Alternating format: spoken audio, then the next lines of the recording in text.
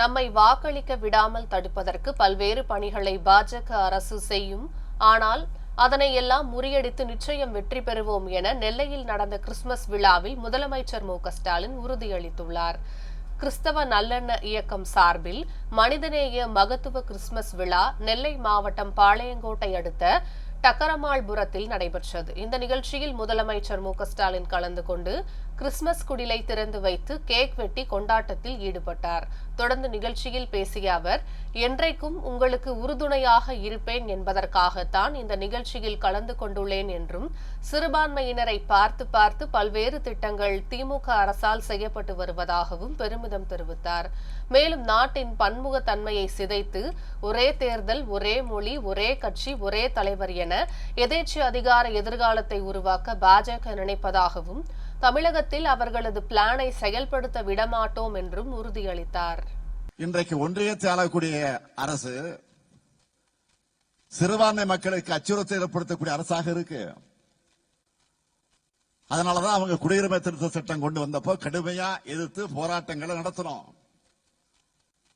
ஆனா துரோகம் செய்வதையும் மக்கள் அடகு வைப்பதை மட்டுமே தன்னுடைய அரசியலா, லட்சிய அரசியலா எடுத்துக்கிட்டு செயல்பட்டு வரக்கூடிய அதிமுக அந்த சட்டத்துக்கு ஆதரவா வாக்களிச்சது. ஒன்றிய பாஜகவை பொறுத்த வரைக்கும் மதச்சார்பு என்ற சொல்ல வேப்பங்காயா கசக்குது. சொல்ல கேட்டாலே வேப்பங்காயா கசக்குது அவங்களுக்கு. அதை அரசியலமைப்பு சட்டத்தில் இருந்து நீக்கணும்னு துடிக்கிறாங்க. நாட்டோட பன்முகத்தன்மையை சிதைச்சு ஒரே மதம், ஒரே மொழி, ஒரே பண்பாடு, ஒரே தேர்தல், ஒரே கட்சி, ஒரே தலைவர் என்ற எதேச்சதிகார எதிர்காலத்தை உருவாக்க நினைக்கிறாங்க.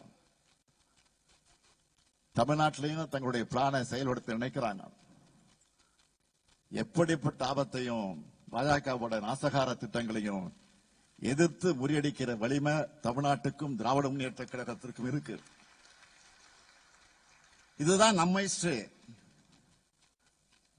இப்ப கூட சிறப்பு தீவிர வாக்காளர் பட்டி திருத்தம் எஸ்ஐஆர் நடவடிக்கை மேற்கொண்டாங்களே, இதனால என்ன மாதிரியான பிரச்சனைகள் எல்லாம் நாட்டில் உருவாகி இருக்குன்னு உங்களுக்கே தெரியும். அப்படிப்பட்ட பிரச்சனைகள் தமிழ்நாட்டில் வந்துவிடக் கூடாதுன்னு தான் திமுக சார்பில் நம்ம ஏற்கனவே உச்சநீதிமன்றத்தில் வழக்கு தொடுத்திருக்கிறோம். ஒரு பக்கத்தில் நீதிமன்றத்தில் சட்ட ரீதியாக போராட்டத்தை தொடர்ந்தாலும், மக்கள் மன்றத்தில் ஒவ்வொருத்தர் வீட்டுக்கும் போய் அவங்களுடைய வாக்குரிமையை உறுதி செய்ய திமுக நிர்வாகிகள் துணையாக இருந்தாங்க.